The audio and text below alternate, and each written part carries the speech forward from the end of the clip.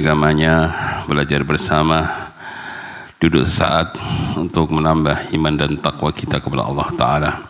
Semoga amalan kita ini ikhlas karena Allah Ta'ala, dan semoga pula ilmu yang akan kita kaji pada malam ini menjadikan ilmu yang bermanfaat bagi kita semua, ilmu yang mendatangkan amal yang saleh, ilmu yang menjadikan kita semakin bertambah iman dan takwa kita kepadanya.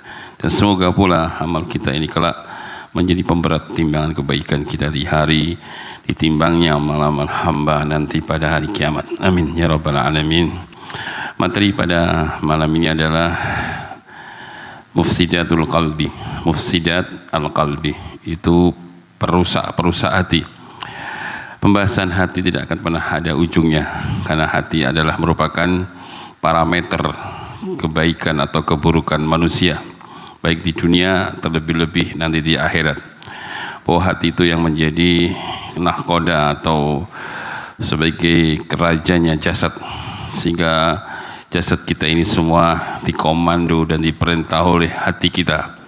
Karena itu ketika hati ini baik, pasti akan mengomando kepada jasad kita ini semua dalam kebaikan. Begitu pula ketika hati ini buruk, akan mengomando kepada jasad ini semua dalam keburukan. Rasulullah bersabda, ala inna fil jasadil mudghah idza salahat salahal jasadu kulluh wa idza fasadat fasadal jasadu kulluh ala wayyal qalbu. Dan ketahuilah sesungguhnya di dalam tubuh manusia itu ada segumpal daging. Jikalau baik segumpal daging itu, akan baik pula seluruh tubuh ini, dan jikalau buruk segumpal daging itu, akan buruk pula seluruh jasad ini. Dan segumpal tubuh itu, hati itu atau daging itu adalah hati. Terlebih nanti di akhirat, maka hati yang menjadi ukuran dan parameter kebaikan atau keselamatan orang nanti pada hari kiamat. Sebab setelah di akhirat semua hati akan dibongkar, sehingga tidak ada lagi di sana hal-hal yang tersembunyi. Kalau di dunia mungkin seorang masih bisa menyembunyikan hatinya, menampakkan kebaikan padahal isinya adalah keburukan, menyembunyikan kemunafikan padahal yang nampaknya adalah kebaikan. Maka nanti di hari kiamat isi hati kita akan semua dibongkar, sehingga tidak ada lagi orang yang menipu dan menyembunyikan rahasia-rahasia hatinya, karena di saat itu Allah akan membongkar hati-hati kita. Yauma tublas sarair fama lahu min quwwatin wala nasir. Di hari tatkala tublas sarair, dibuka seluruh rahasia-rahasia, dan tidak ada mereka di sana kekuatan, dan tidak pula ada yang menolong ketika Allah ingin membongkar hati-hati kita. Wa khussina ma fis sudur, akan disingkap semua yang ada di dada-dada manusia. Maka dikala itulah hatilah yang akan menjadi penilaian baik dan selamatnya atau tidak selamatnya orang dikala itu. Selain itu tidak akan lagi ada yang bisa menolong. Allah berfirman, yauma la yanfa'u malun wala banun illa man atallaha biqalbin salim. Di hari ketika sudah tidak lagi bermanfaat harta dan anak, di hari kiamat harta dan anak sudah tidak lagi memberikan manfaat, illa man atallaha biqalbin salim, kecuali orang yang datang di hari itu menghadap Allah dengan membawa hati yang selamat. Itulah karena itu ketika Rasulullah SAW ditanya oleh salah seorang sahabatnya, harta apa yang paling afdol untuk kita jadikan harta simpanan ya Rasulullah, maka Rasulullah mengatakan qalban syakiran, hati yang senantiasa bersyukur kepada Allah. Karena itu pada malam ini saya akan menyebutkan tentang perusak hati. Tujuannya agar kita mengetahui, sehingga dengan mengetahui itu kita akan menghindar dan menjauh sejauh-jauhnya. Dan apabila mungkin nanti salah satunya kita atau masih ada pada diri kita dari perusak hati, kita masih ada waktu untuk memperbaikinya dan membersihkan dari segala mufsidatul qalbi, perusak hati. Kita bawakan dari ucapan al-Imam Ibnu Qayyim rahimallahu taala. Beliau mengatakan, wa amma min mufsidatil qalbi khamsatun. Dan adapun di antara perusak hati itu ada 5. Nah, artinya 5 ini bukan batasan mutlak. Banyak perusaha hati itu, tapi beliau cukup menyebutkan 5 saja. Karena 5 ini poin-poin pentingnya di antara perusaha hati. Akan tetapi 5 perusaha hati ini adalah sesuatu yang bukan haram secara mutlak, ya. Jadi bukan hal yang haram secara mutlak, tidak. Akan tapi kalau keseringan atau memiliki hal yang seperti yang akan disebut nanti, itu indikasi bisa membawa kepada kerusakan hati. Tapi untuk disebut sebagai sesuatu yang haram secara mutlak, itu tidak. Itu tidak. Tapi hal itu perlu diwaspadai. Kalau terus-menerus ada pada diri kita, ini akan membahayakan hati kita. Nah, 5 itu diantaranya kata beliau, pertama adalah kasratul khiltah. Kasratul khiltah, banyak bergaul. Banyak bergaul itu bisa merusak hati. Karena hati itu satu bejana. Tinggal apa, diisi dengan apa dia. Kalau hati itu bejana, dia banyak bergaul, semua orang dimasukkan, pendapat orang dimasukkan, bergaul dengan banyak manusia berjenis-jenis. Ada yang baik pemikirannya, ada yang buruk pemikirannya, ada yang ahlus sunnah, ada ahlul bid'ah, ada ahlul ahwa, pengikut hawa nafsu, ada ahlul syubuhat, orang yang suka membuat kerancuan-kerancuan dalam beragama, ada kapitalis, ada komunis, ada ateis, dan berbagai macam, ada radikalis, dan banyak semua masuk di situ. Lah, hati ini akan sulit, ya, membedakan mana yang baik mana yang buruk kalau semua jadi masuk. Karena itu ketika seorang banyak bergaul, tidak menyeleksi teman gaulnya, hal ini bisa merusak hati, akan bisa menjadikan hati ini rusak. Karena itu Rasulullah mewanti-wanti kepada kita untuk kita sebagai seorang muslim untuk memilah-milih teman. Nah, sebagaimana sabda Nabi, al-mar'u ala dini khalili falyanzur ahadukum man yukhalil. Seseorang itu bersama agama teman dekatnya, maka adalah setiap kalian selalu melihat dan memantau siapa yang menjadi teman dekatnya. Teman dekat itu teman ketika dia curhat, ketika ada masalah, berkeluh kesah kepadanya, ini namanya teman dekat. Nah, seperti itu dalam asyariat kita nggak boleh sembarangan. Karena teman dekat itu agama kita. Kalau kita salah mengambil teman dekat, ini akan membahayakan hati. Bedakan dengan muamalah. Kalau muamalah kepada siapapun nggak masalah, karena muamalah dalam bertetangga, ya mau bertetangga dengan siapapun kita berbuat baik. Dalam berjual beli, ya kita transaksi jual beli kepada siapapun. Tapi kalau sudah teman akrab, teman dekat, tidak boleh sembarangan. Kita harus memilah dan memilih teman-teman yang baik supaya hati kita nggak rusak. Karena itu jamaah yang saya muliakan, di antara orang-orang yang nanti akan menyesal di hari kiamat, di antaranya orang-orang yang salah pilih teman. Penyesalannya sampai di akhirat. Disebut dalam surah Al-Furqan, surah nomor 25 ayat ke-27. Surah 25 ayat ke-27 Allah mengatakan, wa yawma ya'addu adh-dhalimu 'ala yadayhi yaqulu ya laitani takhattu ma'a rasuli sabila ya wailata laitani lam attakhid fulanan khalila laqad adallani 'anid dzikri ba'da idjani wa kana syaitanu lil insani khadula. Pada hari kiamat nanti orang-orang yang zalim akan menggigit kedua tangan mereka. Yang menggigit bukan jari lagi, tapi kedua tangannya yang dia gigit, menunjukkan penyesalannya terlalu dalam. Penyesalannya terlalu berat sehingga yang digigit bukan jari lagi tapi kedua tangannya, kata Allah. Kemudian mereka berkata, duhai kiranya aku dulu mengambil jalan bersama Rasul, kecelakaan besarlah bagi diriku. Kiranya dulu aku tidak menjadikan fulan itu sebagai teman dekatku, yang gara-gara dia telah menjauhkan aku dari Al-Quran, padahal Al-Quran telah datang kepada aku. Sungguh syaitan itu gak pernah menolong kepada manusia. Perhatikan ucapannya apa? Ya wailata laitani, duhai kecelakaan besar bagiku, kiranya dulu aku tidak menjadikan fulan itu sebagai khalilku, teman dekatku, yang gara-gara dia, yang mungkin curhatnya sama dia, keluh kesahnya sama dia, minta solusi sama dia, akhirnya dia menjauhkan aku dari Al-Quran. Dia berikan solusi-solusi pemikiran-pemikiran yang jauh dari tuntunan Al-Quran. Padahal Al-Quran telah datang kepada kita dan Al-Quran akan menjawab seluruh masalah manusia.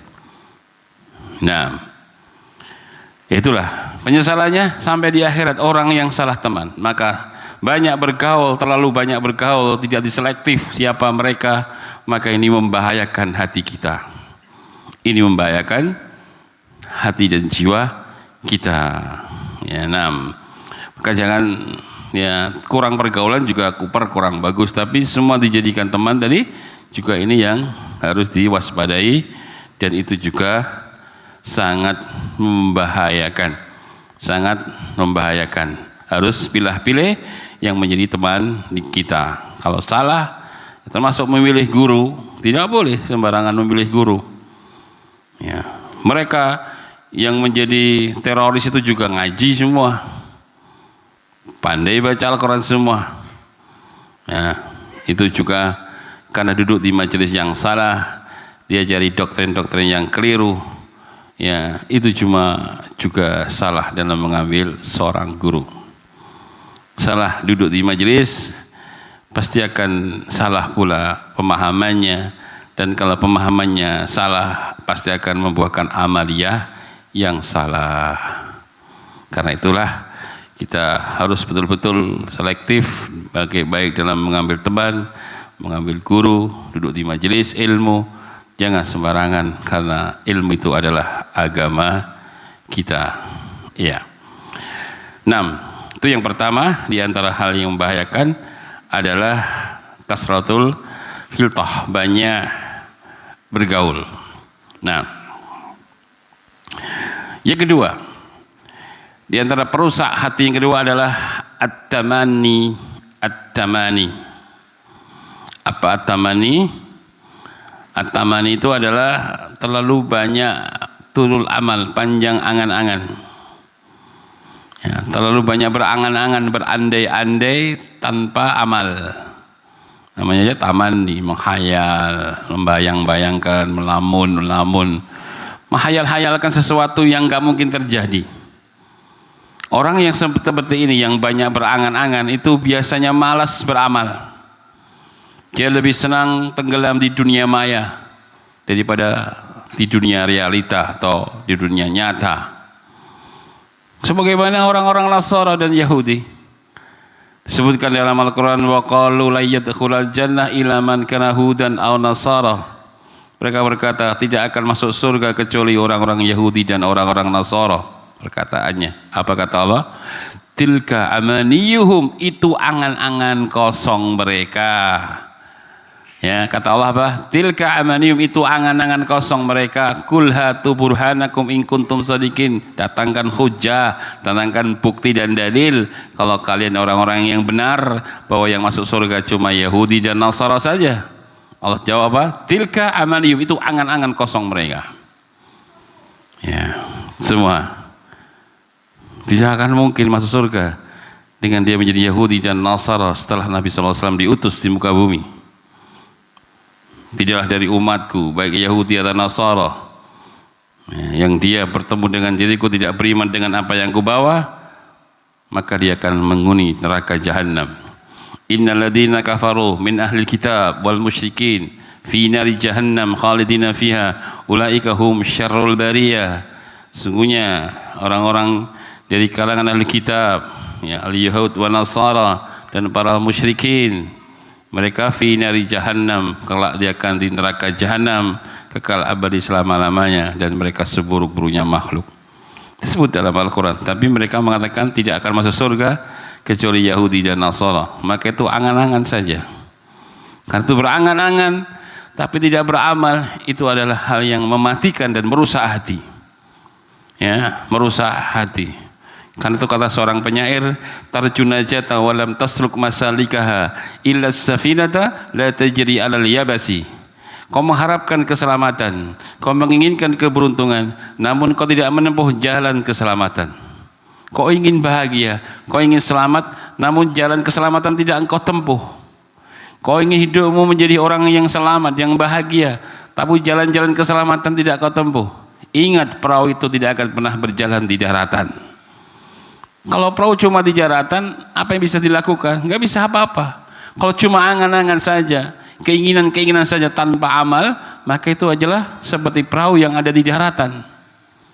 Kalau kau ingin bahagia, tempuh jalan kebahagiaan. Kau ingin selamat, tempuh jalan keselamatan. Kau ingin surga, tempuh jalan ke surga. Kau ingin selamat dari neraka, jauhi jalan ke neraka.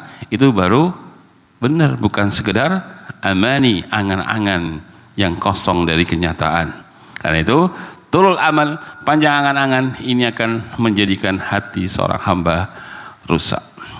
Rasulullah pernah membuat satu kotak begitu. Kemudian setelah itu di tengahnya dikasih garis lagi sama Nabi sampai tembus keluar kotak. Kata Nabi, kotak ini adalah umur manusia, sementara garis yang tembus sampai melampaui kotak itu angan-angan manusia tentang dunia. Angan-angannya melampaui usianya. Berapa usia kita? Tapi angan-angan melambung tinggi ke sana, bahkan melampaui usia kita. Itulah orang kalau sudah tenggelam dengan alam lamunan, orang pasti akan malas beramal. Dia lebih senang melamun, menghayal, dan memimpi-mimpikan sesuatu yang dibawa ke alam alam dunia maya, dan dia tidak mau terjun di dunia nyata. Karena baginya susah kalau harus di dunia nyata, harus beramal, harus bekerja, menempuh jalan. Kalau di dunia lamunan, dia lebih senang melamun dan berhayal-hayal saja. Itulah diantara perusak hati yang kedua. Perusak yang ketiga, ata'alluq bi ghairillah, bergantung kepada selain Allah atau menggantungkan tawakal kepada selain Allah. Ini juga akan merusak hati. Karena ketika seorang bergantung kepada selain Allah, berarti dia telah bergantung kepada makhluk.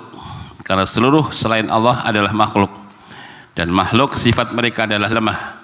Khuliqal insanu dha'ifa, diciptakan manusia dalam keadaan lemah. Kalau manusia saja makhluk yang paling sempurna, laqad khalaqnal insana fi ahsani taqwim, sungguh kami telah ciptakan manusia dalam sebaik-baiknya bentuk, sempurnanya bentuk, itu saja penuh dengan kelemahan, apalagi dia gantungkan tawakalnya kepada selain manusia, kepada benda-benda, sesuatu yang mati, bagaimana tidak lemah lagi. Karena itu satu saat Rasulullah pernah melihat sahabat memakai cincin. Nabi katakan, wahai mahiyah, apa ini? Kata sahabat ini, minal wahina ya Rasulullah, untuk menolak bala ya Rasulullah, untuk mencegah penyakit ya Rasulullah. Inziha, lepas kau itu cincin, lepas cincin kamu itu. Tidaklah kau menambah, kecuali akan kau semakin tambah lemah saja.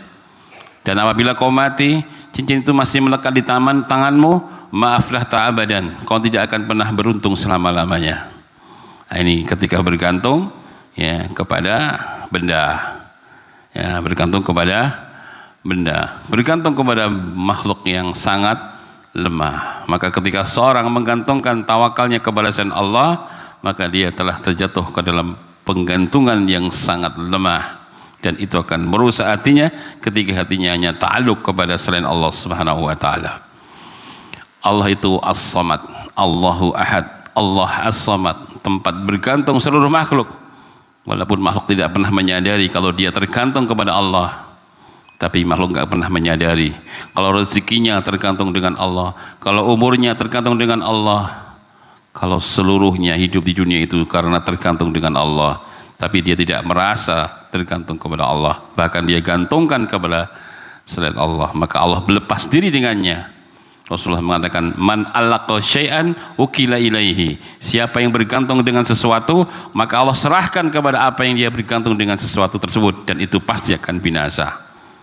Nah, karena itu seorang harus bergantung hanya kepada Allah Ta'ala. Ketika sudah bertawakal kepada Allah, Allah janjikan, wa may yatawakkal 'ala Allah fa huwa hasbuh, barang siapa yang bertawakal kepada Allah, Allah pasti akan mencukupinya. Rasulullah juga mengatakan, lau annakum tatawakkaluna 'ala Allah haqqa tawakkulihi la razaqnakum kama yarzuqu tayra taqdu khimasa wa taruhu bitana. Jikalau kalian bertawakal kepada Allah dengan sebenar-benarnya tawakal, pasti Allah akan beri kau rezeki sebagaimana Allah berikan rezeki kepada seekor burung. Pagi keluar dalam kondisi kosong perutnya, sore pulang sudah penuh perutnya. Bagaimana ketawakalan seekor burung itu, sehingga Allah enggak pernah melepaskan dan mengosongkan rezekinya. Karena itu Rasulullah pernah mengatakan, ya la yadkhulul jannah aqwamun afidatuhum ka afidati thair. Tidak akan masuk surga satu kaum yang hati mereka seperti hati seekor burung. Para ulama menjelaskan apa itu maksud hati seekor burung? Tawakal tadi. Karena orang yang bertawakal pasti masuk surga. Bahkan disebutkan dalam hadis yang panjang, akan masuk surga 70.000 umatku tanpa adab, tanpa hisab. Di antara ciri-ciri mereka adalah wa ala rabbihim yatawakkalun. Mereka orang-orang yang dulunya ketika di dunia kepada Rabbnya mereka bertawakal. Itu penyakit yang ketiga di antara penyakit hati adalah bergantung kepada selain Allah. Maka hendaklah kita gantungkan seluruh urusan kita kepada Allah. Lihat doa Rasulullah SAW. Beliau berdoa, Allahumma rahmataka arju wa la takilni ila nafsi tarfata ain wa aslih li sa'ni kulla la ilaha illa anta. Ya Allah, kepada rahmatmu lah aku hanya berharap. Lihat, kepada rahmatmu lah aku hanya berharap. Jangan kau serahkan urusanku kepada diriku walaupun sekejap mata. Lihat, jangan kau serahkan urusanku kepada diriku walaupun sekejap. Artinya beliau selalu menggantungkan urusannya kepada Allah Subhanahu wa taala. Nah, inilah yang kita pelajari, bagaimana kita hanya bertakluk, bergantung kepada Allah Subhanahu wa taala. Itu yang ketiga. Penyakit yang keempat adalah as-sab', sering kekenyangan. Kenyang itu tidak apa-apa ya, tidak dosa. Tadi sudah saya katakan ya, ini 5 ini bukan berarti dosa secara mutlak, tapi ada indikasi kalau sering keseringan seperti ini, atau sering-sering kenyang, kalau makan harus wajib kenyang, kalau nggak kenyang belum berhenti ya, sampai kuareken bahasa Jawa nih pun nggih, kemelekeran gitu ya, ini madang maem nyurang nganti kemelekeran ramandek. Ini ki memperhatikan hati. Bagaimana orang bisa semangat beribadah kalau perutnya selalu kekenyangan ya, pasti inginnya leyeh-leyeh, males-males ya, tambah ngalamun bisa ya. Nah, itu biasanya orang kekenyangan kan begitu. Tapi makan sampai kenyang nggak dilarang, tapi kadang-kadang saja. Nah, ketika ketemu momentum-momentum yang pas bisa makan sampai kenyang ya. Ditraktir temen, nah, makannya kenyang, ditraktir pun gratis ya. Mau dibayari ya makannya yang enak, yang banyak, silahkan ya. Tapi jangan setiap makan harus keluarkan terus, ini merusak hati. Ya. Karena itu kata Imam Syafi'i, beliau pernah mengatakan, man idza aradallahu ay yaftaka qalbahu wa yunawwirahu fa alai bi khalwat wa qillati akri wa qillati mukhtalatah. Barang siapa yang Allah inginkan, barang siapa yang ingin hatinya dibuka oleh Allah dan diberikan cahaya dan nur di hatinya, fa alai bi khalwat, hendaklah dia sering-sering bangun malam berduaan bersama Allah. Yang kedua, wa qillati akri, sedikit makan. Yang ketiga, wakilati mukhtalatah, sedikit bergaul tadi. Jangan terlalu banyak bergaul. Nanti mewarnai hati kita jadi abu. Jadi semua masuk tadi, merah masuk, biru masuk, hijau masuk, kacau sudah kalau hati warnanya jadi seperti itu. Maka di antara penghidup hati dan hati kita agar bercahaya, kata Imam Syafi'i, wakilati mukhtalatah, sedikit bergaul. Bergaul banyak boleh, tapi bergaulah dengan orang-orang yang baik, yang soleh, yang bagus pemikirannya, yang lurus akidahnya, yang jelas manhajnya. Itu jadikan teman, pasti menyelamatkan kita. Sebab teman yang baik itu kalau kita salah diingatkan, kalau kita lalai diingatkan, kita sakit didoakan, itu orang baik ya. Kita meninggal disolatkan, diantarkan ke jenazah, didoakan ya, itu orang soleh. Sampai mati pun masih didoakan ya. Nah itu kalau temannya tidak baik, bagaimana mau doakan kita? Dia sendiri nggak sholat, mau nyolat, mau doa apa? Ya, hanyalah kerugian dan kerugian. Ya. Nah, maka adalah seorang ya boleh makan sampai kenyang, tapi tadi ya jangan sering-sering dalam kondisi selalu kenyang. Yang terakhir adalah kasratun naum, banyak tidur. Ya. Manan Manam, al-manam itu artinya banyak tidur. Tidur, kalau sering banyak tidur, dia akan kehilangan banyak kesempatan, ya kan? Dia akan banyak kehilangan kesempatan beramal dan yang lain-lainnya, karenanya banyak tidur. Ya, tidur itu ya kalau ukuran standar katanya tidur 8 jam, kerja 8 jam, sisa 8 jam untuk apa? Walaupun 8 jam itu sudah terlalu lama ya. Para salaf itu ada yang tidur cuma 2 jam, 1 jam, cukup ya, untuk sedikit dia istirahat. Tidur itu kalau tidurnya nyenyak ya, 1 atau 2 jam itu sudah cukup ya, khususnya yang sudah sepuh-sepuh itu nggak bisa tidur lama-lama, bisa tidur angler saja 2 jam angler sekali gitu ya, itu untuk mengembalikan kondisi sudah bagus. Karena itu ketika Allah menyebutkan orang-orang yang saleh itu disebutkan dalam ayat, ada sekitar 7 ayat di dalam Al-Quran itu orang-orang yang selalu menghidupkan waktu malam. Di dalam surah Sajdah Allah berfirman, tatajafa junubuhum anil madaji yad'una rabbahum khawfan wa tama. Di waktu malam lambung-lambung mereka jauh dari tempat-tempat tidur mereka. Artinya lambungnya tidak nempel ke alas, tidak nempel ke kasur. Ia bangun malam, mereka berdoa di waktu itu dengan harap-harap cemas. Dalam surah yang lain, wa minal laili fatahajjad bihi nafilatan lak. Di waktu malam, sebagian malam bertahajudlah kau, ya, melakukan ibadah-ibadah nafilah, tambahan yang sunnah, itu akan menjadikan kau akan dibangkitkan nanti dalam keadaan mulia.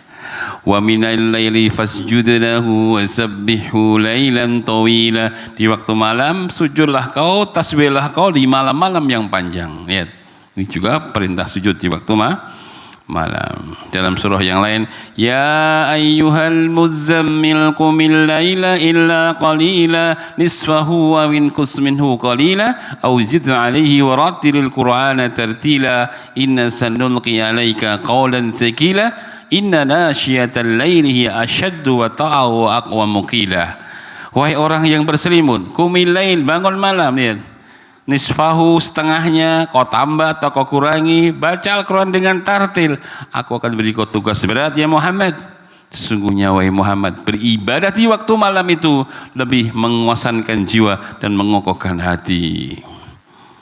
Ya, juga dalam surah yang lain, innal muttaqina fi jannatin wa uyun akhidina ma atahum rabbuhum innahum kanu qabla dzalika musinin kanu qalilan minal laili ma yahjaun wa bil asharihum yastaghfirun. Orang-orang yang bertakwa akan mendapatkan surga yang penuh dengan mata air. Mereka menikmati segala kenikmatan di dalamnya yang Allah langsung beri kepada mereka. Mereka itu dulunya, kata Allah, ketika di dunia, minal muhsinin, termasuk orang-orang yang berbuat kebaikan. Apa sih kebaikannya? Kanu qalilan minal laili ma yahjaun. Mereka itu dulunya ketika di dunia sedikit tidur di waktu malam. Sudah berapa ayat saya sampaikan? Semua bicara masalah menghidupkan waktu-waktu malam, artinya nggak banyak tidur. Dia tidur secukupnya, itu dia habiskan sisa malam untuk beribadah kepada Allah. Karena itu Rasulullah pernah mengatakan, alaikum biqiyamil lail fa innahu da'bus salihin min qablikum. Hendaklah kalian tegakkan salat malam, karena salat malam itu merupakan kebiasaan orang-orang soleh sebelum kalian. Tidak cukup dari situ, Jibril turun dari langit ke dunia berkata, ya Muhammad, ya, wa'lam anna syarafal mu'min qiyamu bilail. Wahai Muhammad, ketahuilah sesungguhnya kemuliaan orang beriman itu tegaknya salat malam. Lihat yang kelima ini, di antara perusahaan banyak tidur, ya, terlalu banyak molor, ya. Itulah 5 poin yang disebutkan oleh Al-Imam Ibnu Qayyim rahimahullahu ta'ala dari mufsidat al-qalbi, perusak hati. Ya, saya katakan tadi, ya, saya ulang, itu bukan haram. Dan dengan banyak tidur juga enggak haram, asal tetap sholat. Cuma kalau ini menjadi kebiasaan dan sering-sering seperti ini, nah ini akan berpengaruh pada artinya makan kenyang, bukan juga tidak apa-apa asal nanti makan halal, kan? Cuma kalau sering-sering kenyang, nah jadi berpengaruh. Banyak teman boleh-boleh saja, Tapi kalau semua teman dijadikan teman akrab, ya nanti sebagaimana Bapak akan rasakan bagaimana hati ini jadi kacau kalau semua masuk ke sini. Tong sampah nanti. Hati itu bencana yang mahal. Hati itu lemah ya. Innal qalba dhaif wasyubhat kattafah. Kata ulama, hati itu dhaif, lemah, sementara syubhat menyambar-nyambar kayak petir, bahaya. Maka hati jaga, hati itu lemah, jangan semua dimasukkan. Nanti kalau udah masuk ke hati, keluarnya sulit.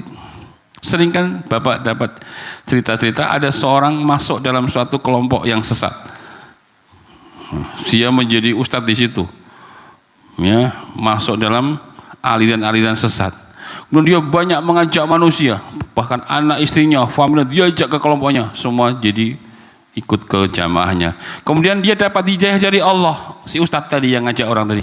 Dia keluar dari jamaah tersebut, tapi orang-orang yang disesatkan diajak keluar, gak bisa, gak mau. Padahal yang ngajak sudah taubat.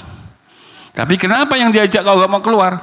Setelah dia diberitahu, syubhat sudah di hati, tidak semudah itu bisa keluar, kecuali orang-orang yang dapat hidayah dari Allah. Padahal dia banyak ngajak orang, setelah orang itu masuk di jamaahnya, dia taubat karena tahu dapat hidayah, dia keluar, orang yang disesatkan diajak keluar, nggak bisa, nggak mau. Ini kasus seperti ini banyak sekali, karena hati itu sangat lemah. Maka perhatikan 5 tadi.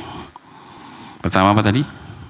Banyak bergaul, banyak angan-angan, seneng ngalamun.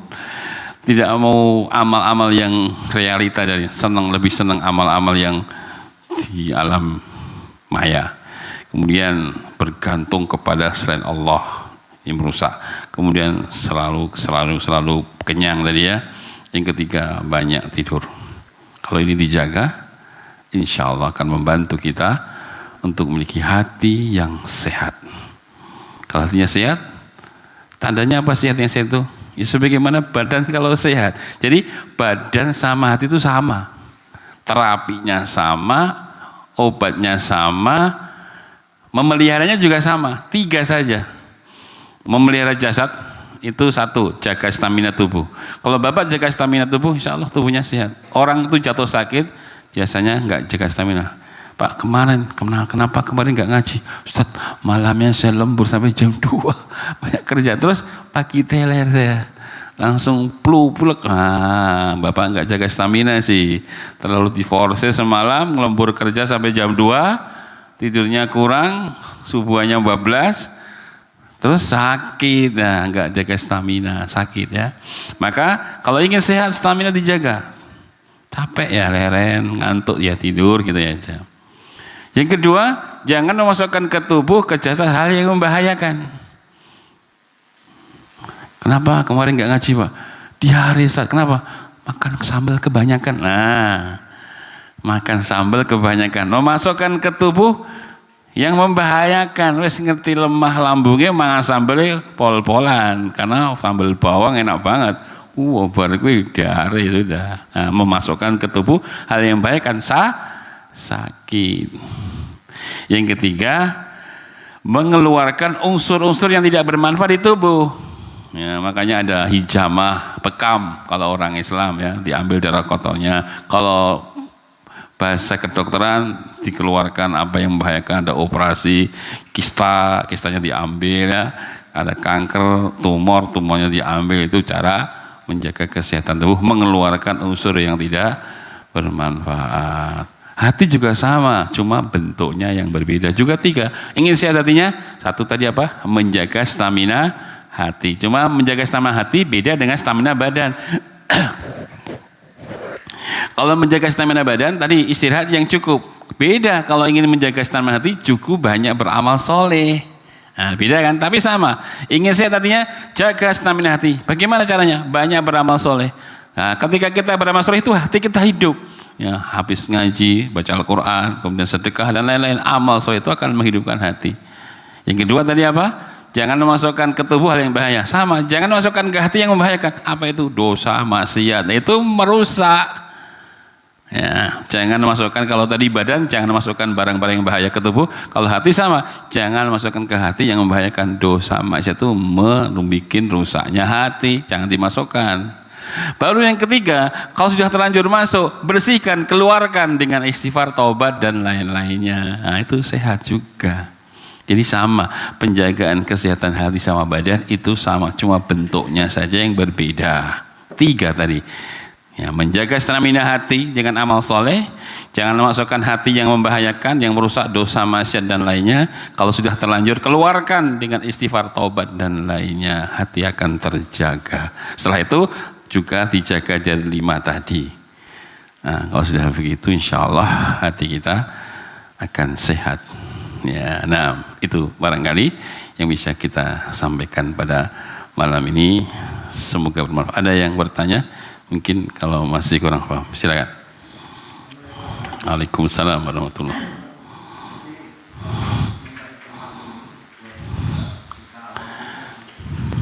Apa Pak? Ulangi coba. Oh iya, iya.